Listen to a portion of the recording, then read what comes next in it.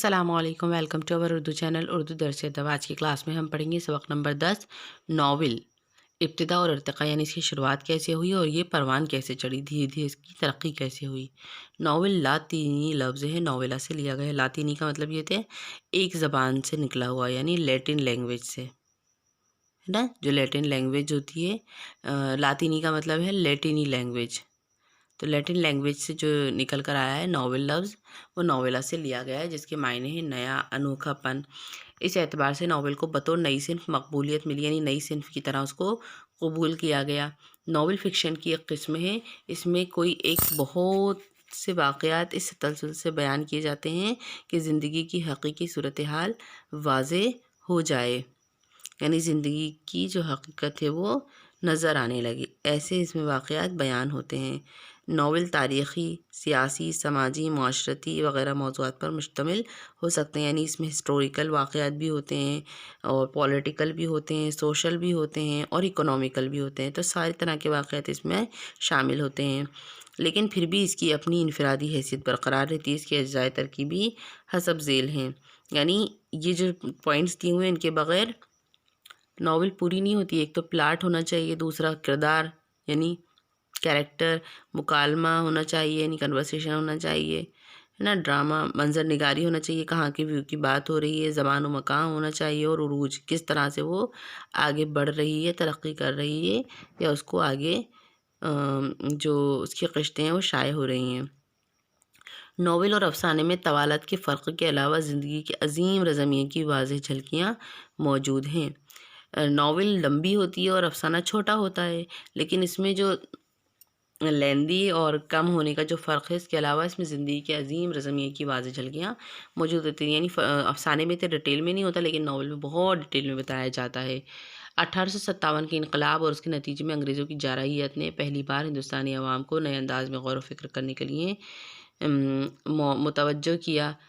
इस महदूद मायने में निशात-उस-सानिया या नई बेदारी भी कह सकते हैं। अब इस लाइन का मतलब क्या है, जब 1857 का इनकलाब हुआ था, जंग हुई थी, तो उसका जो रिज़ल्ट हुआ था कि अंग्रेज़ों ने बहुत ही जारहियत से, यानी बहुत ज़्यादती के साथ में हिंदुस्तान के जो लोग थे उनको इस बात पर गौर व फ़िक्र करने के लिए मुतवज्जा कर दिया था कि अब हम इनके ख़िलाफ़ कुछ लिखें।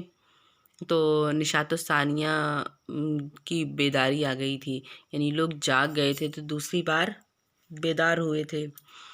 सन 1869 में सर सैयद की मुतवक्किल तहरीक के सरगर्म रुकन डिप्टी नज़ीर अहमद ने मुरातुल उरूज़ के नाम से क़िस्से की एक ऐसी किताब लिखी जिसे बाद के ज़माने में उर्दू का पहला नावल करार दिया गया। ठीक है, नज़ीर अहमद ने मुरातुल उरूज़ के नाम से एक किताब लिखी थी जिसे पहला नावल करार किया गया था। इसमें जो अंग्रेज़ों के जो जुल्म थे वो उसके बारे में बताया गया है, तहरीक आज़ादी के बारे में। नज़ीर अहमद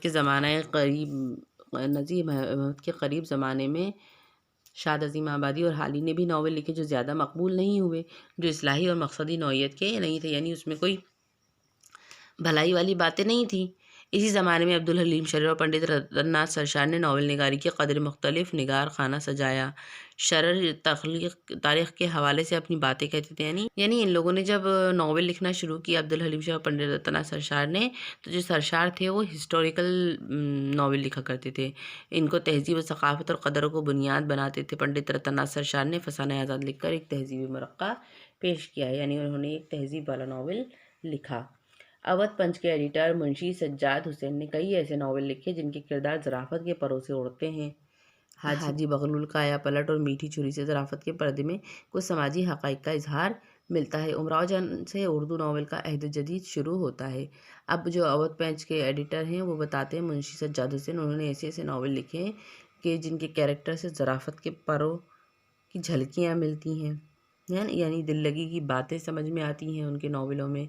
हाजी बगलुल कायापलट, मीठी छुरी में ज़राफ़त के पर्दे कुछ समाजी हक़ाइक़ का इजहार मिलता है। तो इन सब में ये सारी चीज़ें मिलती हैं।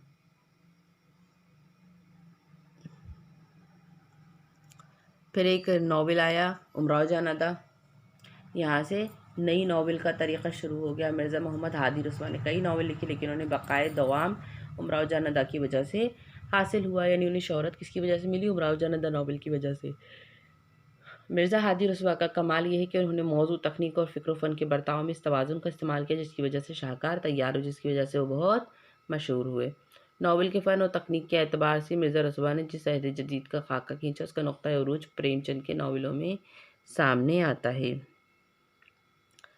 یعنی اس کی ترقی کا جو مین پوائنٹ ہے وہ پریم چند کے ناولوں کی وجہ سے ہی سامنے آتا ہے. گودان اور میدان عمل خاص طور سے قابل ذکر ہیں. پلاٹ، کردار، مناظر اور جذبات نگاری میں پریم چند کو کمال حاصل ہے. پریم چند کے بعد ترقی پسند تحریک اور رومانی تحریک کا دور آ جاتا ہے. ترقی پسند تحریک کا مطلب یہ ہے کہ ایسا آندولن آتا ہے جس میں ترقی شامل ہو. تو ایسا دور آیا ترقی پسند تحریک کا، ایسا آندولن چھڑا اور ایسا رومانی تحریک کا دور آیا، یعنی رومانٹک آندولن کا دور بھی آیا. قاضی عبدالغفار اور مجنوں گورکھپوری اردو کے دو اہم رومانی ناول نگار ہیں، ہے نا. یعنی یہ عشقیہ باتیں کرتے تھے اپنے ناولوں میں. پریم چند کی زندگی میں ہی ان سے مختلف انداز کے لکھنے والے ابھر کر سامنے آ چکے تھے. یعنی ان کی زندگی میں رہتے ہی جو بالکل الگ ٹاپکس پر لکھتے تھے وہ ان کی رہتی زندگی میں ہی سامنے آ چکے تھے. مرزا عظیم بیگ چغتائی، فیاض علی، شوکت تھانوی رومانیت کو ظرافت کی حدود تک لے گئے. ان ناول نگاروں کا نقطۂ نظر باغیانہ، ترقی پسندانہ بھی تھا. یعنی یہ لوگ جو مرزا عظیم بیگ چغتائی، فیاض علی، شوکت تھانوی رومانیت تھے تو یہ رومانیت کو ظرافت کی حدود تک لے گئے، یعنی جو عشقیہ باتیں ہوتی تھیں ان کو دل لگی کی باتوں تک لے گئے تھے. تو ان ناول نگاروں کا جو نقطۂ نظر تھا وہ باغیانہ یا ترقی پسندانہ بھی تھا. ترقی پسند ناول نگاروں میں سب سے پہلے سجاد ظہیر کا ناول لندن کی ایک رات سن 1937 میں شائع ہوا. اس ناول کے ذریعے سجاد ظہیر نے پہلی مرتبہ اردو میں نفسیات کو مد نظر رکھتے ہوئے تکنیک کا استعمال کیا. کرشن چندر، سجاد ظہیر، عصمت چغتائی، راجن سنگھ بیدی ترقی پسندوں میں خاصے مقبول ناول نگار ہیں. عصمت چغتائی نے ضدی ناولٹ سے ابتدا کی شروعات کی، لیکن سن 1947 میں ٹیڑھی لکیر کی اشاعت نے انہیں اردو کے بڑے ناول نگاروں کی صف میں شامل کیا. ٹیڑھی لکیر نفسیاتی درون بینی اور شخصیت کے پیچ و خم کو گہرائی سے سمجھنے کے معاملے میں اردو کا عظیم ناول ہے. سن 1947 کے آس پاس بڑی تعداد میں ایسے ناول لکھے گئے جن میں ہندوستان کی قومی تحریک سے ابھرنے والے مسائل اور تقسیم ملک کے اثرات زیر بحث آئے. یعنی جب ہندوستان پاکستان کی جھگڑے ہو رہے تھے، یعنی آزادی کے لیے لڑائی چل رہی تھی، تب اس کے جو بٹوارے میں جو بھی قصے ہوئے تھے وہ بھی شامل ہیں ناولوں میں. کب؟ 1947 کے آس پاس کے ناولوں میں. اس دوران قرۃ العین حیدر، عبداللہ حسین بڑے ناول نگار کے طور پر ابھر کر سامنے آئے. قرۃ العین حیدر کے ناولوں میں سفینہ غم دل، میرے بھی صنم خانے، آگ کا دریا، آخری شب کے ہمسفر، کار جہاں دراز ہے، چاندنی بیگم اور گردش رنگی چمن ایسا علمی اور تکنیکی طلسم، یعنی ایسا جادو ہے جس کی وجہ سے قرۃ العین حیدر کو اردو ناول کی تاریخ میں ایک انوکھا اور مکمل باب تسلیم کیا جاتا ہے.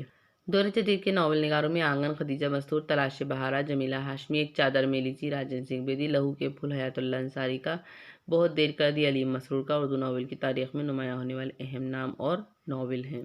یعنی یہ ان کے لکھے ہوئے ناول ہیں، جو بریکٹس میں نام ہیں وہ ناول نگار ہیں. ٹھیک ہے، سمجھ میں آیا یہ چیپٹر؟ تو ابھی معاون مطالعہ میں ہم نے ناول پڑھا ہے. اب معاون مطالعہ میں آگے دیکھتے ہیں کیا پڑھیں گے. اس کی گرامر میں آپ کو واٹس ایپ کے ذریعے بھیج دوں گی، اپنی کاپیز میں کر لیجیے گا. ٹھیک ہے، آج کی کلاس میں اتنا ہی. اجازت دیجیے. اللہ حافظ.